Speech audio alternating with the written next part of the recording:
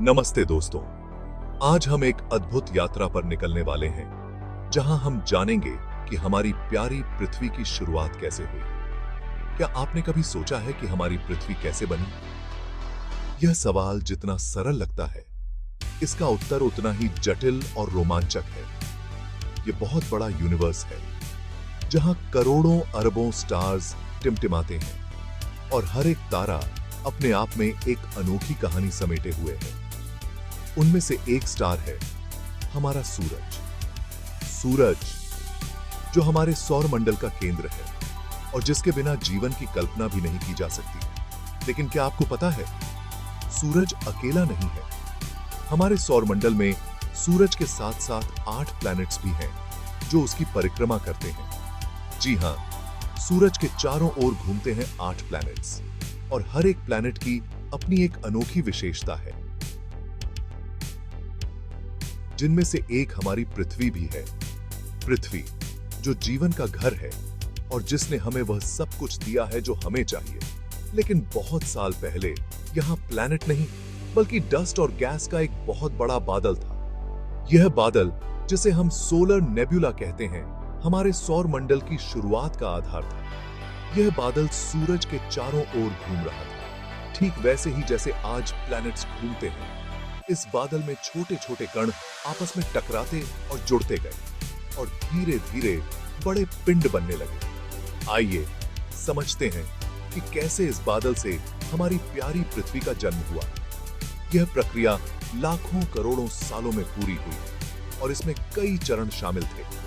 पहले चरण में छोटे छोटे कण आपस में टकराकर जुड़ने लगे, जिससे छोटे छोटे पिंड बने। इन पिंडों ने धीरे धीरे बड़े पिंडों का रूप लिया, जिन्हें हम प्लैनेटेसिमल्स कहते हैं। ये प्लैनेटेसिमल्स आपस में टकराते और जुड़ते गए और इस प्रक्रिया में बहुत सारी ऊर्जा उत्पन्न हुई। इस ऊर्जा ने इन पिंडों को गर्म कर दिया और धीरे धीरे ये पिंड मोल्टन हो गए। इस मोल्टन अवस्था में भारी तत्व जैसे कि आयरन और निकल पृथ्वी के केंद्र की ओर चले गए, जबकि हल्के तत्व ऊपर की ओर आ गए। इस प्रक्रिया ने पृथ्वी के आंतरिक ढांचे को निर्धारित किया। पृथ्वी के केंद्र में एक ठोस कोर है जो आयरन और निकल से बना है। इसके ऊपर एक लिक्विड आउटर कोर है और फिर मैंटल और क्रस्ट आते हैं। यह ढांचा पृथ्वी की भूगर्भीय गतिविधियों का आधार है। पृथ्वी की सतह पर टेक्टोनिक प्लेट्स हैं जो लगातार हिलती रहती हैं। इन प्लेट्स की गतिविधियों के कारण ही हमें भूकंप, ज्वालामुखी विस्फोट और पर्वतों का निर्माण देखने को मिलता है। समय के साथ पृथ्वी की सतह ठंडी होने लगी और पानी की उपस्थिति से ओशंस और सीज का निर्माण हुआ। इन ओशंस ने जीवन के लिए आवश्यक परिस्थितियां प्रदान की। पृथ्वी पर जीवन की शुरुआत भी ओशंस में ही हुई। सबसे पहले छोटे छोटे माइक्रो ऑर्गेनिजम्स ने जन्म लिया और धीरे धीरे ये माइक्रो ऑर्गेनिजम्स विकसित होकर कॉम्प्लेक्स लाइफ फॉर्म्स में बदल गए। इस प्रकार पृथ्वी पर जीवन का विकास हुआ और आज हम यहाँ हैं, इस अद्भुत ग्रह पर, जो हमें जीवन का हर एक सुख प्रदान करता है। तो दोस्तों, यह थी हमारी पृथ्वी की कहानी, जो डस्ट और गैस के एक बादल से शुरू होकर एक जीवन से भरे ग्रह तक पहुंची। उम्मीद है कि आपको यह यात्रा पसंद आई होगी। धन्यवाद और अगली बार फिर मिलेंगे एक नई कहानी के साथ। तब तक के लिए अलविदा। तब तक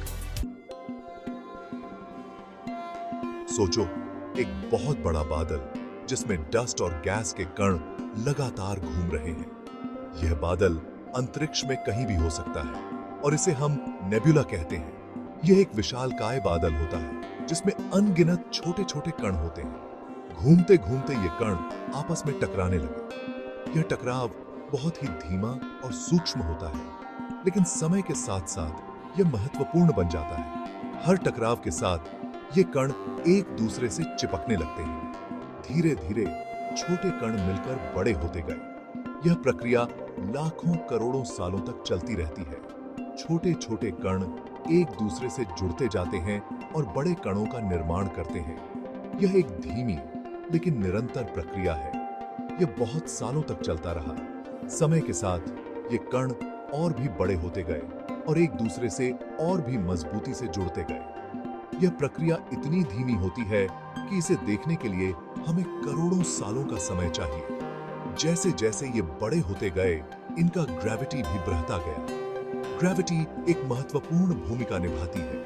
यह एक अदृश्य ताकत है जो सभी वस्तुओं को अपनी ओर खींचती है। जैसे जैसे कण बड़े होते गए, उनका गुरुत्वाकर्षण बल भी बढ़ता गया। ग्रेविटी एक ताकत है जो चीजों को अपनी ओर खींचती है। यह बल इतना शक्तिशाली होता है कि यह दूर दूर तक फैले कणों को भी अपनी ओर खींच सकता है। यह बल ही है जो कणों को एक साथ बांधता है और उन्हें बड़े पिंडों में बदलता है। इस ताकत के कारण ये और ज्यादा डस्ट और गैस को अपनी ओर खींचने लगे। जैसे जैसे कण बड़े होते गए, उनका गुरुत्वाकर्षण बल और भी बढ़ता गया और वे और भी अधिक कणों को अपनी ओर खींचने लगे। यह एक चक्र वृद्धि प्रक्रिया है और इस तरह हमारे सोलर सिस्टम के प्लैनेट्स बने, जिसमें हमारी पृथ्वी भी शामिल है। यह एक अद्भुत प्रक्रिया है जो यह दर्शाती है कि कैसे छोटे छोटे कण मिलकर विशाल ग्रहों का निर्माण कर सकते हैं। यह प्रक्रिया आज भी ब्रह्मांड के विभिन्न हिस्सों में चल रही है और नए ग्रहों का जन्म हो रहा है। हमारे आकाशगंगा मिल्की वे निम्दी के पास आती दे से बिसा से का में भी ऐसी ही प्रक्रियाएं चल रही हैं। यहां भी धूल और गैस के बादल घूम रहे हैं, टकरा रहे हैं और नए ग्रहों का निर्माण कर रहे हैं। यह एक निरंतर चलने वाली प्रक्रिया है जो ब्रह्मांड को जीवंत और गतिशील बनाती है। हमारी पृथ्वी भी इसी प्रक्रिया का परिणाम है। यह एक अद्वितीय ग्रह है जो जीवन को संजोए हुए है। यह सब धूल के छोटे छोटे कणों से शुरू हुआ था और आज यह एक जीवंत और सुंदर ग्रह है। भविष्य में हम और भी नए ग्रहों की खोज करेंगे। यह जानना रोमांचक है कि ब्रह्मांड में और भी कितने ग्रह हो सकते हैं जो जीवन को संजोए हुए हैं। यह यात्रा अभी शुरू ही हुई है और हमें अनगिनत रहस्यों का पता लगाना बाकी है।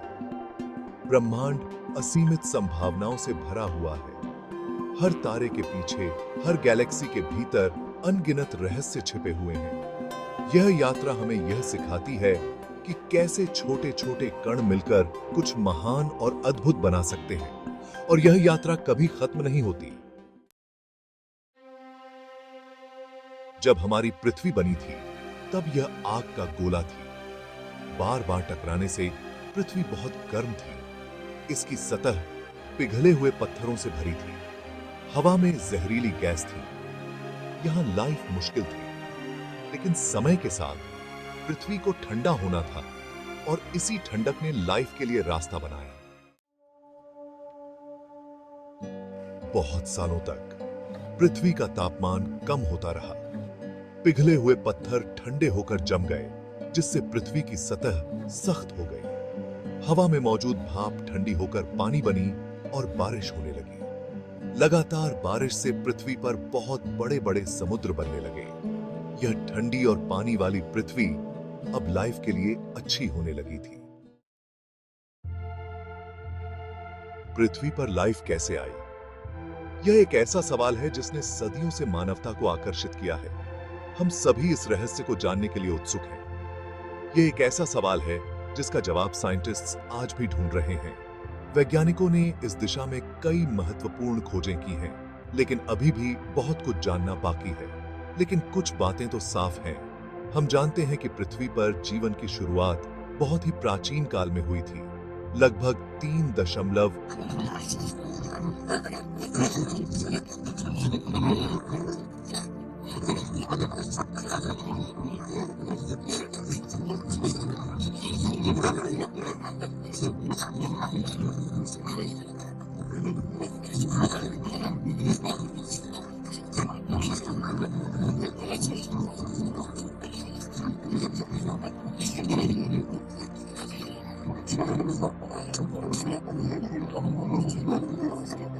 समुद्रों में खनिज और रसायनों की प्रचुरता ने इन जीवों को पनपने का अवसर दिया। वैज्ञानिक मानते हैं कि इन समुद्रों में रासायनिक प्रतिक्रियाओं के माध्यम से जीवन के मूलभूत तत्वों का निर्माण हुआ। ये तत्व धीरे धीरे जटिल संरचनाओं में बदल गए, जो जीवन के विकास की दिशा में पहला कदम था। आज के वैज्ञानिक इन प्राचीन जीवों के अवशेषों का अध्ययन कर रहे हैं ताकि वे जीवन की उत्पत्ति के रहस्यों को समझ सकें। उनके शोध से हमें यह जानने में मदद मिलती है कि जीवन कैसे और क्यों शुरू हुआ। पृथ्वी का वातावरण और जलवायु समय के साथ बदलते रहे और इन परिवर्तनों ने जीवन के विकास में महत्वपूर्ण भूमिका निभाई। जैसे जैसे समय बीतता गया, जीवन के रूप भी जटिल होते गए। प्रारंभिक सरल जीवों से लेकर जटिल जीवों तक जीवन ने एक लंबी यात्रा तय की है। यह यात्रा आज भी जारी है और हम इसके हर चरण को समझने की कोशिश कर रहे हैं। वैज्ञानिकों के बीच इस विषय पर कई सिद्धांत और विचारधाराएं हैं। वे लगातार नए नए प्रयोग और अनुसंधान कर रहे हैं ताकि जीवन की उत्पत्ति के इस रहस्य को सुलझा सके।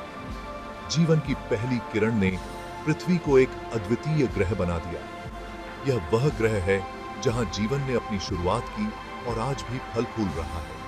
हम सभी इस अद्भुत यात्रा का हिस्सा हैं और यह जानना हमारे लिए महत्वपूर्ण है कि यह यात्रा कैसे शुरू हुई। जीवन की उत्पत्ति का यह रहस्य हमें प्रेरित करता है और हमें अपने अस्तित्व के बारे में गहराई से सोचने पर मजबूर करता है। जीवन की पहली किरण ने न केवल पृथ्वी को जीवन से भर दिया, बल्कि हमें यह सिखाया कि जीवन कितना अनमोल है।